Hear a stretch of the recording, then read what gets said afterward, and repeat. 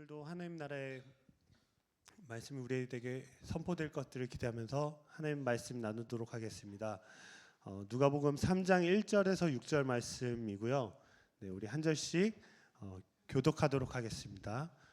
디베르 황제가 통치한 지 15해 곧 본디오 빌라도가 유대 총독으로 헤롯이 갈릴리의 분봉 왕으로 그 동생 빌립이 이두레와 드라고니 지방의 분봉 왕으로 루사니아가 아빌레네의 분봉 왕으로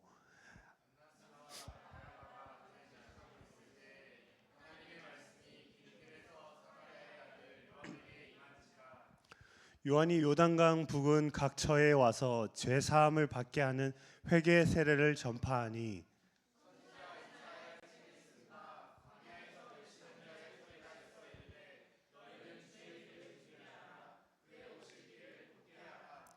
모든 골짜기가 메워지고 모든 산과 작은 산이 낮아지고 굽은 것이 곧아지고 험한 길이 평탄하여질 것이요 모든 육체가 하나님의 구원하심을 보리라 함과 같으니라. 아멘. 네, 허연 목사님께서 광야에서 외치는 이의 소리 평화입니다라는 제목으로 말씀 나눠주시겠습니다.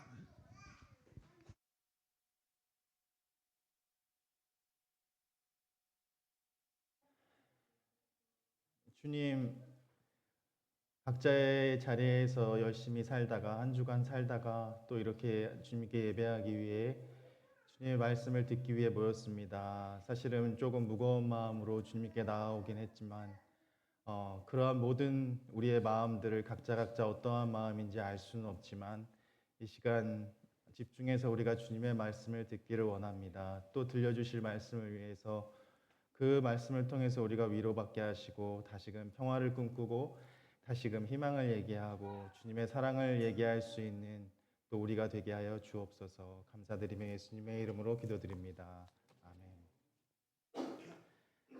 아멘. 지난 한 주간 어떻게 보내셨습니까? 지난 한 주간 저는 그 토요일 날 축구의 여파로 축구 사실은 목사님 이렇게 안 뛰세요 했는데 사실 되게 다음 날 주일이었기 때문에 조금 덜 뛰었거든요. 그래가지고 좀 되게 안 뛰었다 생각했는데 그게 제 실력이 아닙니다, 사실은. 그래서 아무튼 원래 실력이 아니기도 하지만 그래서 주일을 보내고 사실은 월요일, 화요일 날 감기 몸이 되게 사실은 감기가 잘 안 걸리는데 감기가 걸려가지고 월요일 날 엄청 앓고 집에서 독거노인처럼 이렇게 있다가 화요일 날도 거의 집에 있었던 것 같아요. 거의 한 번 뭐 장 보러 나갔다 와서 집에 있었던 것 같아요. 그래서 밤에 누워 있다가 그 소식을 들었습니다. 그래서 소식을 듣고 계엄 선포의 소식을 들었습니다. 그래서 처음에는 계엄이라길래 그 우리 세대나 그 윗세대들은 계엄이란 말을 들으면 그 계엄이 주는 그 무게감이 있잖아요. 그래서 무슨 전쟁이라도 났나 싶어가지고 뉴스를 살펴봤더니 이거 죽겠다. 몸이 죽어가지고 아이고 죽겠다 이러고 있다가 뉴스를 보고는 정말 죽겠다. 정말 죽겠다 해가지고 이거 어떻게 해야 하나. 그리고 또 뭐라고 하는지 한번 뭐 때문에 계엄령을 내렸는지 좀 들어보자 했더니 제가 봤더니 반국가 세력 척결 또 자유 대한민국 수호를 위함으로 계엄령을 내렸더라고요. 그래서 진짜 이거를 어떻게 해야 하나 이거를 어떻게 해야 하나 하는 마음으로 근데 다행히도 수요일 날 몸이 조금 괜찮아져가지고 수요일 날 몸이 좀 괜찮아졌습니다. 그래서 목요일 날 검은 오름 마침 그 아영자매가 올려준 거에 서명하고 그 검은 오름에 그 공단이 공단 단지가 들어오는 거 반대 서명하고 직접 내가 한번 가봐야겠다. 몸도 괜찮아져서 한번 가봐야겠다 하고 갔는데 사실은 하루 전에 거기 검은 오름에 올라가려면 하루 전에 예약하고 전화해야 되는 줄 모르고 무작정 갔습니다. 무작정 갔는데 다행히 운이 좋게 날씨가 쌀쌀해서인지 신청자들이 많지 않아서 거기 매표소에서 티켓 구입할 수 있었고 제가 간 시간이 조금 늦게 갔으면 못 올라갔을 텐데 그러니까 저도 되게 피죠. 그래서 가서 그 티켓 사고 9시 45분에 도착해서 10시에 출발하시는 그룹들과 같이 검은 오름에서 출발해서 오를 수 있었습니다. 그래서 오르면서는 내내 본문이 정해져 있었기 때문에 그 오늘 함께 교독한 본문을 계속 묵상하면서 무거운 마음으로 사실은 그 검은 오름에 올랐습니다. 근데 오르는데 재밌는 일도 있더라고요. 올리다 보니까 한 20명 조금 안 되게 그 그룹이 그 검은 오름 코스 2시간 반 되는 코스를 이렇게 돌았는데 그 조금 연세가 있으신 한 부부가 계시더라고요. 근데 어머님은 바람막이도 입으시고 뭐 등산화도 신으시고 뭐 블러도 하셔서 되게 등산하는 복장을 오셨는데 남편분은 되게 가기 싫은데 끌려온 약간 그런 표정, 약간 크록스 비슷한 거 신고 가게 오셔가지고 뭔가 잘못됐다 이렇게 뭔가 잘못됐다 지금 뭔지 모르지만 뭔가 잘못됐다 이렇게 생각하고 있었는데 아니나 다를까 그 인도하시는 그 설명해 주시는 그 코스 설명하시는 분이 계셨는데 그 코스 설명하시는 분이 이제 가파른 계단이 시작될 겁니다. 정상까지 가파른 계단이. 그래서 내가 뭔가 잘못될 것 같다. 그래서 이렇게 대놓고 있었는데 아니나 다를까 이렇게 갑자기 이렇게 급발진하시면서 그거 봐 내가 집에서 곱창에 소주나 먹자고 했더니 왜 집에 있겠다는 나를 불러내가지고 이 검은 얼음이 뭐라고 날 불러내가지고 그랬더니 되게 반면에 그 어머님은 되게 차분하시대. 그래 아저씨 그렇게 소주 먹고 고기 드시다가 그렇게 가셔. 그래서 그 집에서 뭐 오름이고 뭐 한라산이고 등산이고 운동이고 그냥 그렇게 사시다가 잘 가셔 이렇게 얘기하는 축복의 대화를 이렇게 주고받으시는 거를 보고 뭔가 잘못됐다. 일단 그 어머님께 화를 낸 것부터 뭔가 잘못됐다 생각했고 이것이 정상에 이를 때까지 계속 이어졌습니다. 저는 제일 뒤에서 이렇게 따라가면서 제발 평화가 있기를 저 두 분에게 평화가 있기를 이렇게 기대하면서 계속 올라갔습니다. 근데 너무 좋더라고요. 그래서 저도 갈대와 억새의 차이를 아세요? 그 설명해 주시는 분이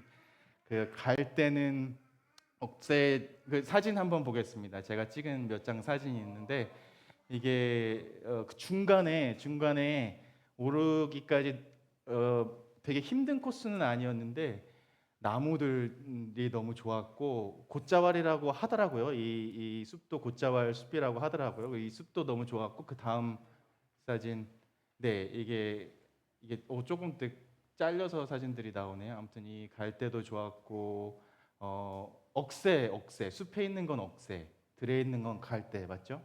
이게 너무 좋았고 하늘도 너무 조금 쌀쌀하긴 했지만 하늘도 너무 좋았습니다. 그래서 다음 사진 한번 보겠습니다. 그래서 정상에서 찍은 사진인데 456m밖에 안 되는 정상이었지만 그 가파른 계단을 지나고 나면 나오는 정상에 서서 다시금 오늘 계속 마음이 무거웠다고 했잖아요. 제 마음이 무거웠는데 그래서 주신 말씀을 한번 생각해 봤습니다.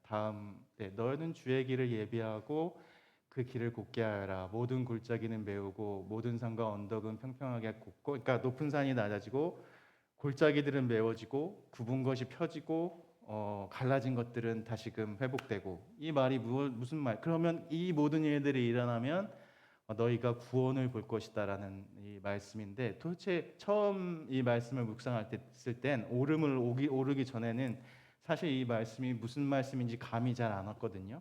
근데 오름 정상에 서서 내려올 때쯤에는 이 말씀이 어떤 말씀인지 좀 이해가 되기 시작했어요. 그래서 다음 하면 이게 저쪽으로 보이는 곳이 어딜까요? 저쪽 사진 너머로 보이는 곳이 함덕이래요. 저기 저 멀리 그 정상에서 한라산은 볼 수 있는 날이 많지 않다고 하더라고요. 근데 한라산 볼 수 있는 날은 많지 않고 되게 날씨가 좋은 날을 오르면 검은 오름 정상에서 그 한라산을 볼 수 있는데 제가 오른 날은 목요일에는 정상을 보지는 못했고 저 멀리가 함덕입니다 설명해 주셔서 그렇구나 하고 너무 멋있어서 그 전망대에서 사진도 한 컷 찍어 보았습니다. 그래서 마음은 무거웠지만 이 거물 오름을 오른 것이 참 감사한 일상의 경험이 되었습니다.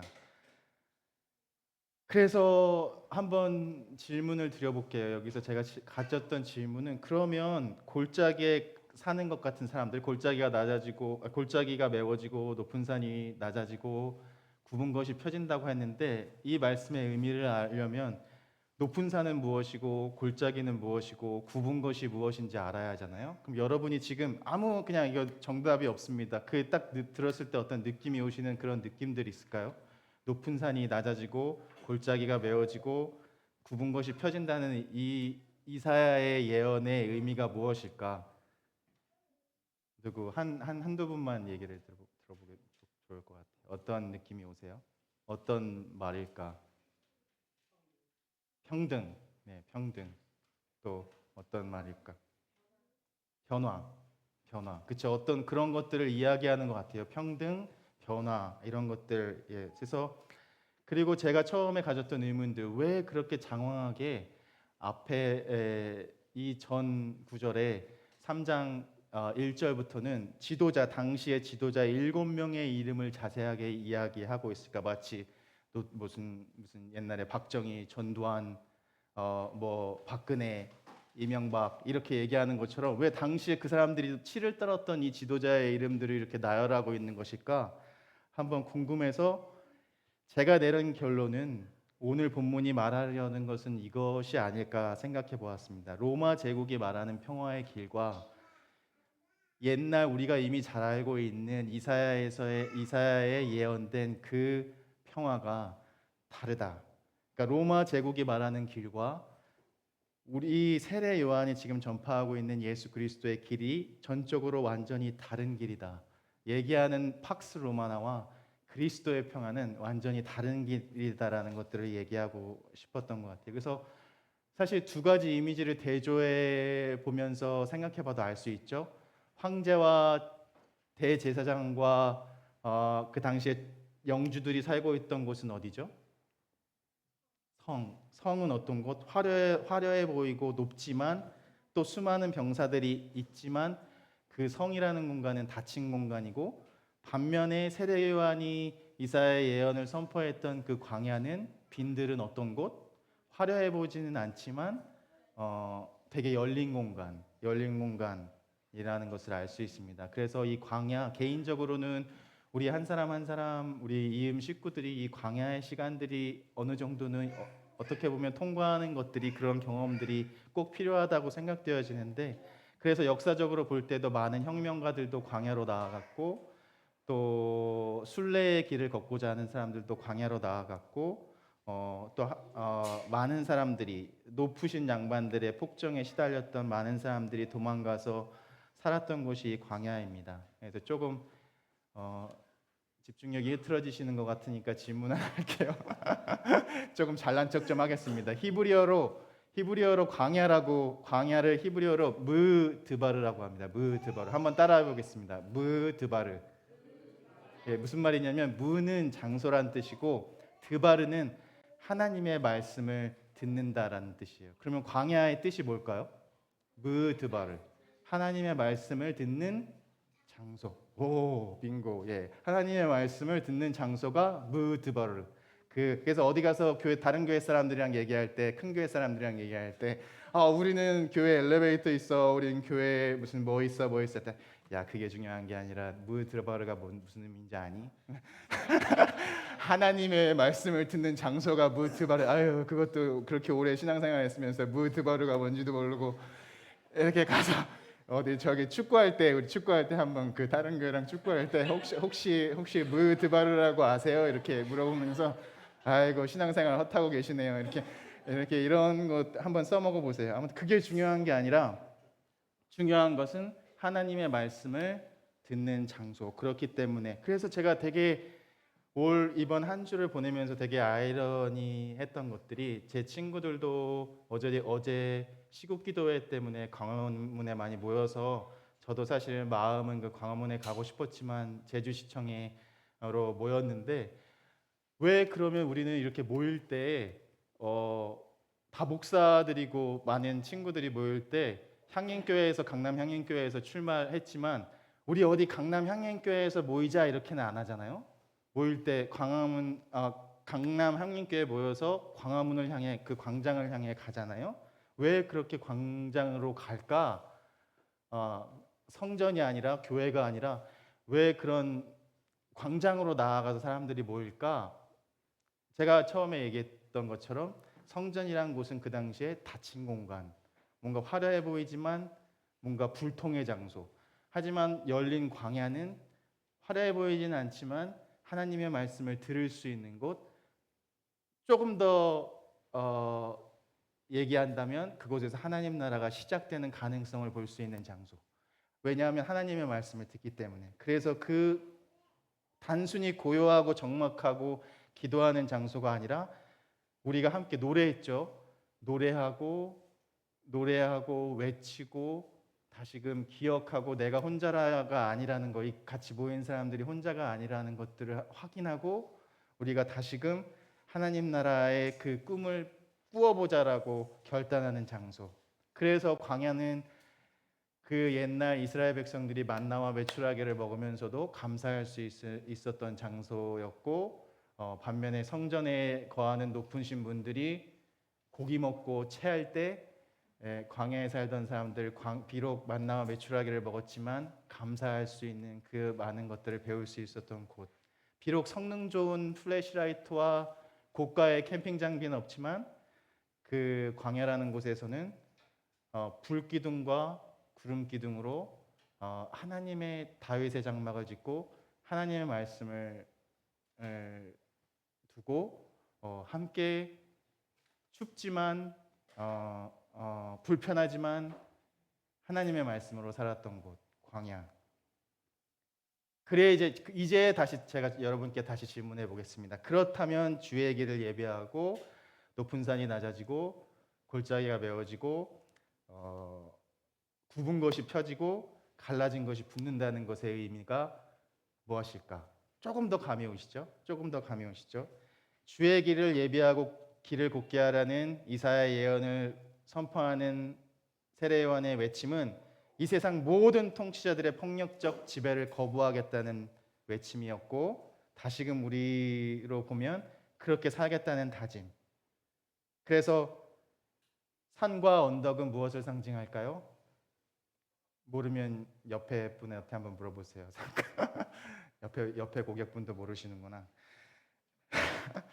아무튼 그래서 예수님께서도 이 광야에서 중요한 사건을 겪으시죠. 공생애를 시작하기 전에 어떤 사건을 겪으시죠? 세례 요한에게 요단강에서 세례를 받으시죠. 그래서 세례 요한이 선포한 외침, 이 말씀 다음에 너희 모두가 회개하고 세례를 받아라 하는 의미로도 연결시켜서 설명해 보면 모든 통치자들을 낮추시고 세상의 모든 낮은 자리를 높이시고 모든 불의한 것들을 펴시고 모든 갈라진 것들을 다시 붙여서 회복시키는 그 구원을 너희들이 그 길을 예비하고 준비하면 너희가 그 구원을 보게 될 것이다. 이런 노래를 부르고 있는 이 세례 요한을 볼 수가 있습니다. 그래서 권력과 부가 집중되어 있던 닫힌 성전이 아니라 열린 광야에서 예수님도 성령이 비둘기와 같이 임해서 하신 말씀, 맞추시면 초콜릿 하나 드릴게요. 예수님이 세례 받으실 때 하늘이 열리고 성령이 비둘기와 같이 내려오면서 너는 내 사랑하는 아들이요 기뻐하는 자다라는 음성과 함께 세례 요한에게 세례를 받으시면서 광야의 소리를 듣고 예수님께서도 그래 이제 내가 해야 할 일을 알겠다 하고 그 세례를 받으신 그 순간 다음부터 공생애를 본격적으로 시작하시게 됩니다. 그래서 여러분들 이번 주에 목요일 날 혹시 모이는 소그룹 계시면 다른 거 나눠도 좋은데 3가지 정도 나누면 좋을 것 같아요. 우리에게 있어서 그렇다면 이 광야는 어디인지, 이 광야가 어디가 되어야 하는지, 아니면 또 이 광야가 어디가 될 수 있는지, 이러한 것들 함께 나누면 좋겠다고 생각했습니다. 그리고 정답은 아니지만 오늘 읽은 말씀 후에 이런 모범답안이 이어집니다. 우리가 어떻게 살아야 할까요? 그러면 세례를 받고 이 광야에서 결단하고 어떻게 살아야 할까요? 할 때 세례 요한의 이야기입니다. 옷 두 벌 있는 사람은 옷 없는 자에게 나누어 주세요. 먹을 것이 있는 사람은 먹을 것 없는 사람들과 나누세요. 세금을 걷는 사람들, 텍스 콜렉터들은 정해진 것 외에는 더 받지 마세요. 군인들에게는 사람들 가진 것 뺏지 마세요. 거짓된 것들로 사람들을 억울한 사람 만들지 마세요. 지금 우리가 살아가고 있는 사회에서 다 필요한 것들입니다. 지금 이게 그 당시에 요단강가에 세례받으려고 모였던 사람들에게 하는 말이 아니라 지금 우리 높으신 분들께 당하고 항상 낮게 살아가는 이 낮은 자들의 하나님께서 광야에서 외치는 자의 소리를 통해서 오늘 우리에게 들려주시는 말씀입니다.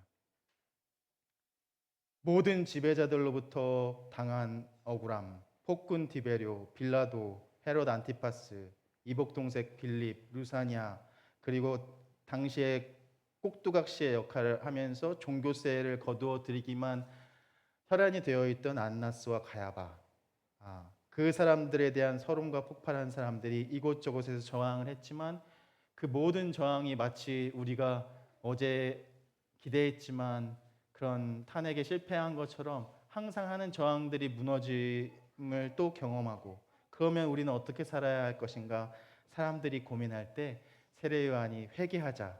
그러니까 이 회개는 그냥 단지 우리가 하나님 잘못했습니다 하는 것이 아니라 우리가 이렇게 메타노이아라고 하거든요. 메타노이아.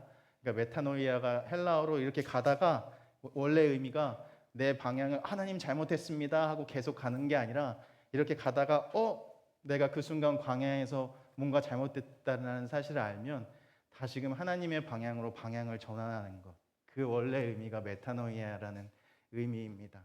그래서 단순한 잘못의 뉘우침을 의미하는 게 아니라, 그래서 우리가 이제 회개해야지 하는 것은 그냥 내가 하나님 잘못했습니다 이렇게 기도하는 것이 아니라 나의 삶의 방향을 전적으로 하나님께로 향하는 꼭 그렇게 살아가는 것, 그렇게 나아가는 것입니다.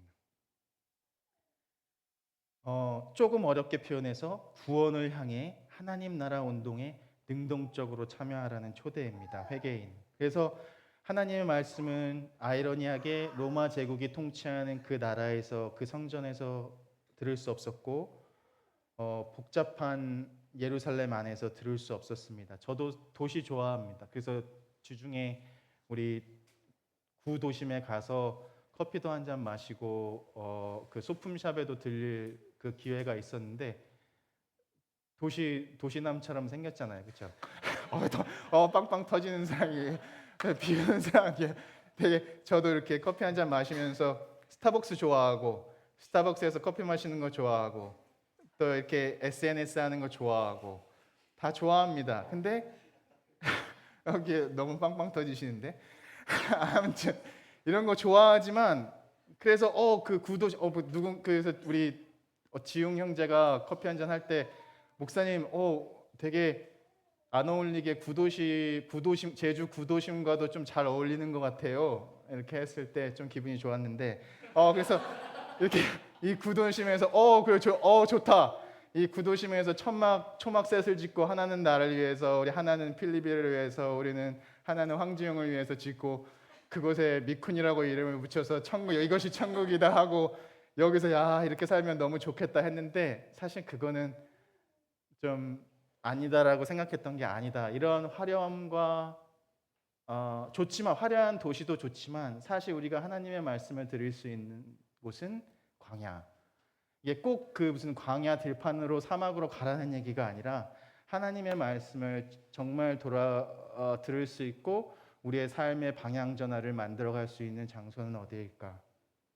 그래서 그 당시에 모든 팍스 로마나를 찬양하던 사람들, 그래 로마가 최고야, 로마는 영원할 거야라고 아부하던 사람들, 그렇게 노래하던 그 노래에 오늘 세례 요한이 아니야, 그거 아니야, 그거 아니야, 그거 아니고 제가 부르는 노래를 들으세요.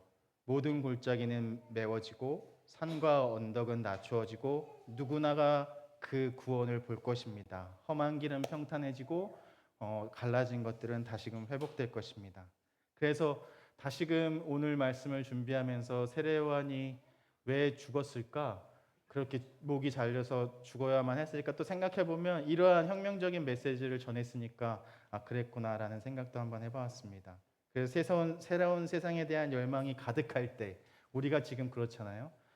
새로운 세상에 대한 열망이 가득할 때 불같은 젊은 예언자 하나가 유대 광야에 등장해서 동네와 온 마을을 돌아다니면서 하나님께 희망을 두고 살아가자라고 외쳤을 때 그 외치는 음성, 그리고 그 하나님 말씀대로 살아가면, 그렇게 회개하고 너의 삶을 방향 전환하면 너에게 구원이 있을 것이라 외쳤던 그 음성, 그 음성 듣는 저와 여러분 모두가 앞으로 다가올 한 주간도 이어지면 좋겠습니다. 다시금 한 번 더 말씀드리면, 로마 제국은 성으로 둘러싸여 있어서 외부로부터는 보호받을지 몰라도 내부의 경쟁은 피할 수 없는 곳. 그래서 닫힌 공간이었기 때문에 나의 공간을 확보하려고 한 평을 더 확보하면 다른 사람들은 누군가는 그 자리를 잃어버려야만 하는 장소.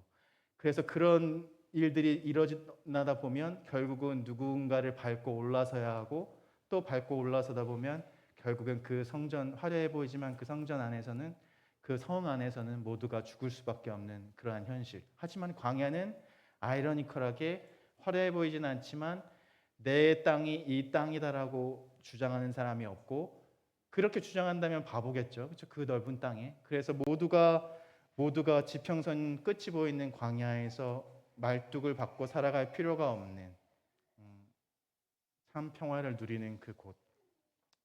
그래서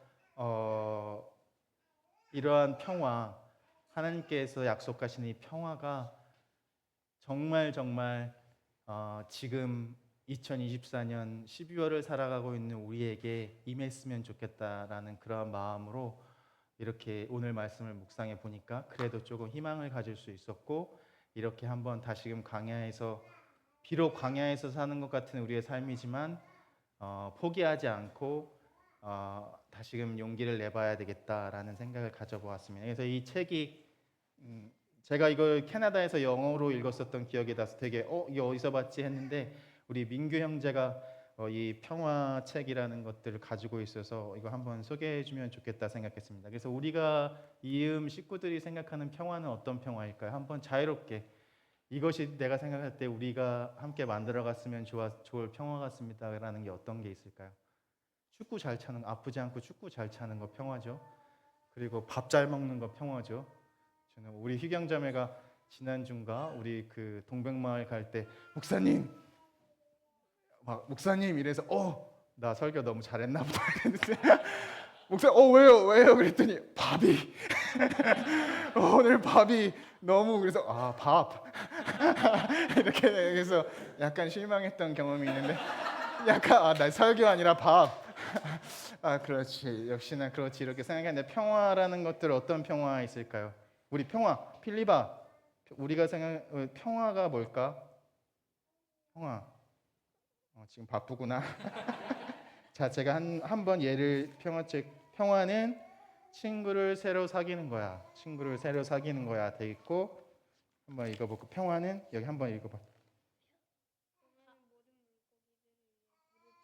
평화는 모든 물고기들을 위해 물을 푸르게 하는 거야. 평화는 다른 종류의 음악을 듣는 거야. 그 평화는 여러 가지 다른 책들을 읽는 거야. 평화는 내가 사랑하는 누군가를 생각하는 거야.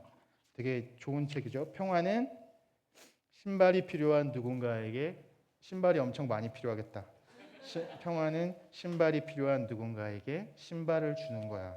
평화는 밥 나왔죠. 평화는 밥을 나눠 먹는 거야. 평화는 나무 한 그루를 심는 거야. 그리고 평화는 눈이 내리는 걸 지켜보는 거야. 평화는 다른 옷을 입어보는 거야.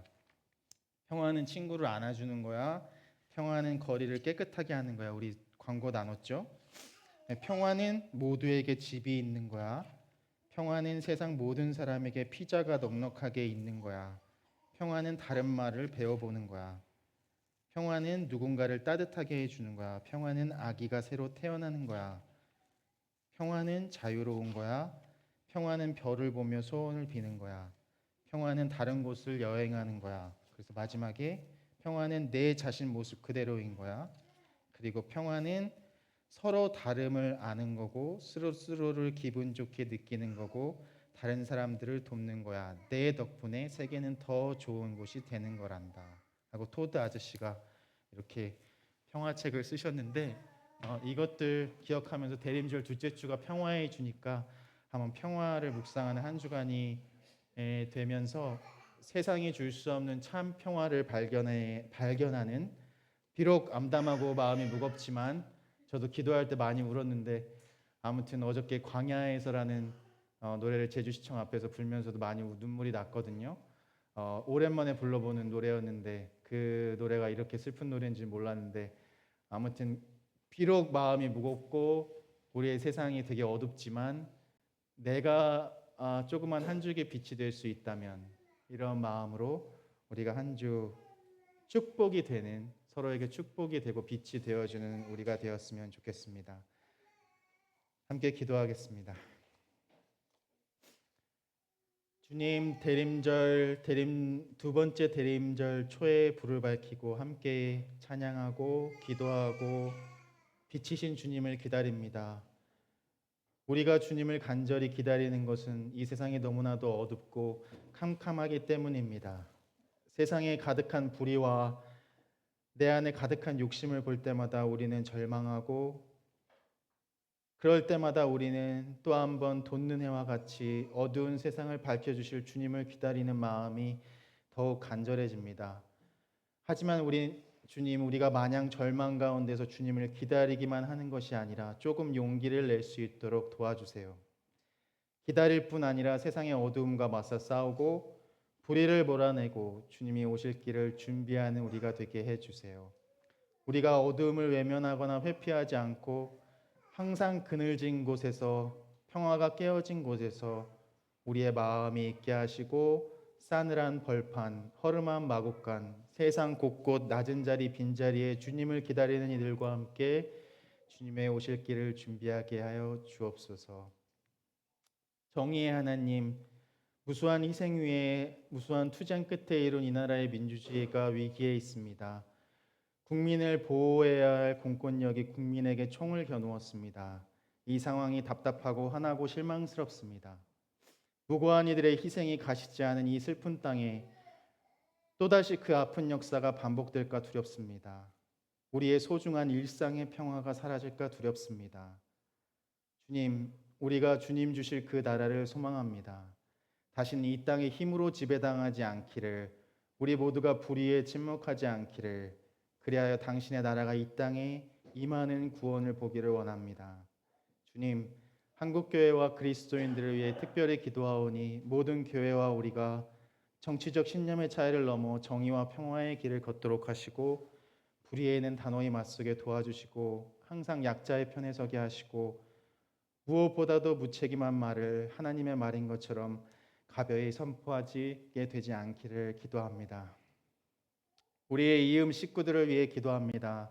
이 시간 마음은 간절하지만 함께 예배하지 못하는 식구들, 온라인으로 함께 예배드리는 식구들 함께 계셔주시고 특별히 몸이 아파 고생하는 지체들, 또 마음이 아파 주님의 위로와 사랑이 간절한 식구들 기억해 주시고 작은 신음에도 응답하시고 꺼져가는 불씨를 끄지 않으시는 주님이신 줄 우리가 믿사오니 우리의 형제 자매 지체를 향한 기도를 들어주시기를 원합니다.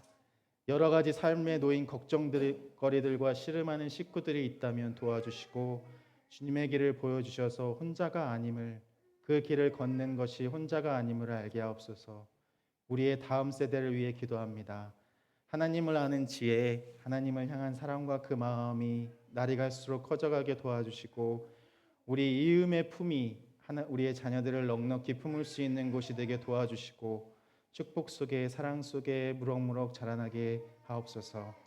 우리 교회를 위해 기도합니다. 한 해를 돌아보며 놓치고 있었던 감사의 제목들을 다시금 발견하게 하시고 다가올 또 1년의 계획들과 우리 이음 식구들의 삶 가운데 함께 하실 하나님을 기대하면서 설레이고 소망하고 더 사랑하고 살겠다는 이 축복된 계절 만들게 하옵소서.